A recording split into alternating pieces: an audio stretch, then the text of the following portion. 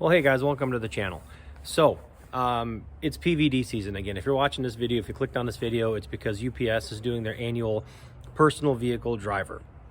Now, the PVD program is basically so that they have so much overflow with packages and such a surge in demand that they enlist people like you and me to drive in their cars, SUVs, whatever, to deliver packages. Now, it's an amazing program. It depends on where you live, how much you get paid. This year they're paying 27 bucks an hour plus mileage. Last year it was $28 an hour. And I'm getting a lot of questions about, first of all, is it worth it? Is it worth doing it? So, and some things to consider, and what are the hours and what is it kind of like? Well, watch the other couple of videos I did. I'm going to link those two videos at the end of this video. Go watch those ones, and then they'll tell you kind of like what the process is. The real quick process is they give you an app on your phone, and you put it on. It's basically like the beep beep thing that you hear like the UPS person use, but it's a similar thing to give you a route. You go to the distribution center at like, I don't know, 9:30, 10 o'clock, because they wait for the big brown trucks to leave, and then you load your vehicle, and then you make a bunch of routes. You usually get the same route throughout the season, so you get to know the streets better, and you just kind of go and deliver. You pack your vehicle a certain way. You kind of get into the flow of how you pack your vehicle and the best way for you to drive around and do things, so you'll get it. So anyway, this is not a video about that. That's just a really quick encompassing thing. Oh, one more thing. People asking how long you do. What are the hours? Well, the hours are usually however long it takes. But I was usually done about late afternoon. So I'd start about 9:30, 10 o'clock, and I'd be done about like 3, 4 in the afternoon or whatever at peak times. Your area, your routes and all that stuff may be different. So the crux of this video though is to answer a few questions. Number one, is it worth it? Number two, they were asking about you guys are asking about vehicle requirements. Now, UPS says that you can't have any like political stickers, you can't have like tinted out windows or low riders or anything like that. Basically, is it going to look respectable going down your street or going down anyone else's street? So with that said, I'm just going to kind of take you off the tripod here real quick. I mean, you can do it in, this is my Hyundai Elantra. Sorry, it's not washed yet. You can do it in a Jeep Wrangler. Last year, I was doing it in a Ford Escape. So I think the best thing, personally, I think the best vehicle to do it in, the type of vehicle, is like an SUV that has like a lift gate or a hatchback or something, right? So basically, they don't want any crazy tint. They don't want any huge like giant rust spots. They don't want, like I said, political stickers or anything like that. Just something respectable. So can you do it in this car? Absolutely, can do it in this car. Yeah, why not? I mean, last year, people were doing everything in Camrys and Honda Civics and things like that, all the way up to, trucks. Now, do you want to do it in a truck? Well, I probably wouldn't do it in a truck personally, because in a truck, the issue you're going to have is those packages need to be secure. What if it's raining? What if it's snowing? They don't want all that stuff on there. They don't want you packing all that stuff unless you've got some sort of tonneau cover. And if you have a tonneau cover, well, you really can't stack stuff very high. So an SUV with a lift gate hatchback is a really good idea. Now, going into, is it worth it as far as wear and tear on your car? Wear and tear on your car is not that bad as far as the normal stuff that you and I would think about with wear and tear, with mileage and brakes and all that stuff. You're not going very fast. You're making a stop every other house or whatever down the street, and your brakes really aren't taking the brunt of anything. You are idling for a long time, but I mean, that's not that big a deal. The biggest things that I found that people don't consider is the wear and tear on little smaller items. For example, here, drop this tripod here. Every time, if you realize, every time you go and make a stop, what do?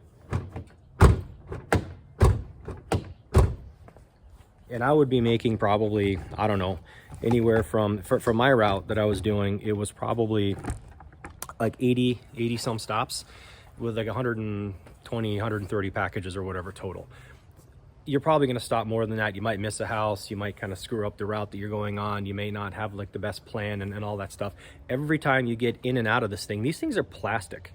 Every time you open up your lift gate, every time you open up this, and the glass, that's all plastic.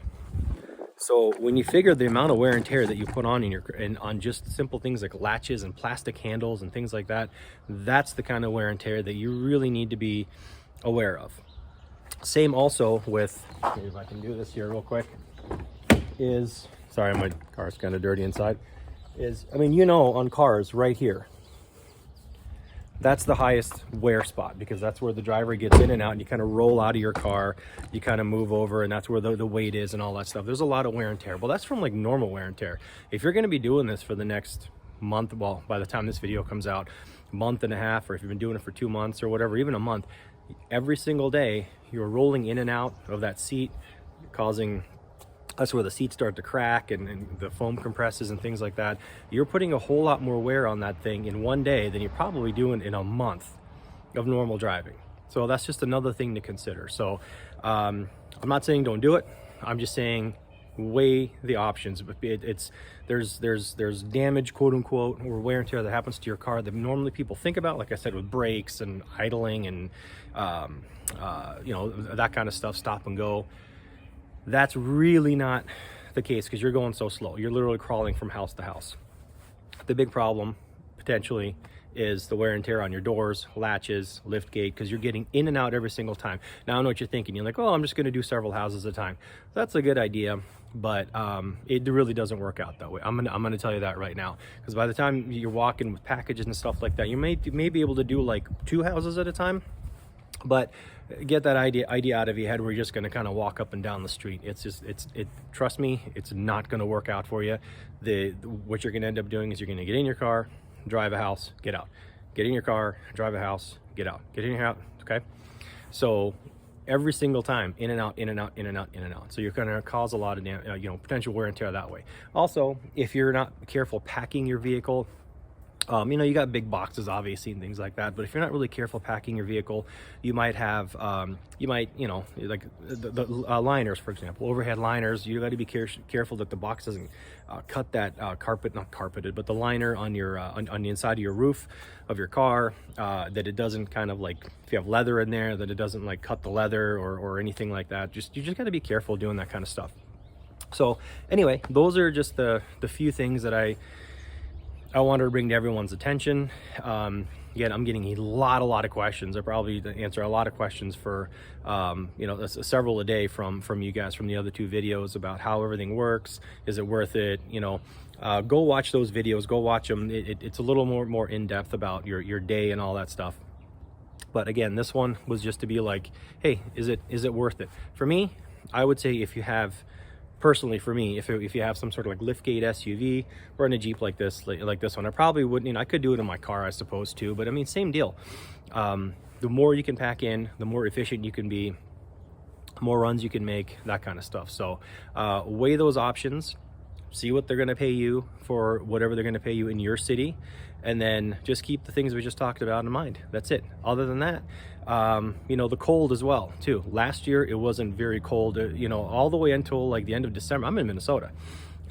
It really wasn't that cold, and you know, I didn't have to worry about too much. But every time you get in and out of your car, if it's slushy or rain or anything like that, you're tracking and all that stuff into your carpet and into the you know, floor mats and all that stuff. So that's still more stuff to more to consider. So anyway, that's it. I'm done rambling. I hope you guys get on board this. It is a fantastic program. It's run really well as far as I'm concerned. I'm not affiliated with UPS in any other way. I just thought the program was fantastic. But I just wanted to bring some things to light that people don't normally think about. So anyway, if you like this video, please like, share, and subscribe. I know this is a bow hunting channel, and you're probably clicking on this, you know, just for the UPS thing if you're watching this video. But if you do, thanks for watching. I hope you find something value out of it, and be safe and happy holidays. Thanks.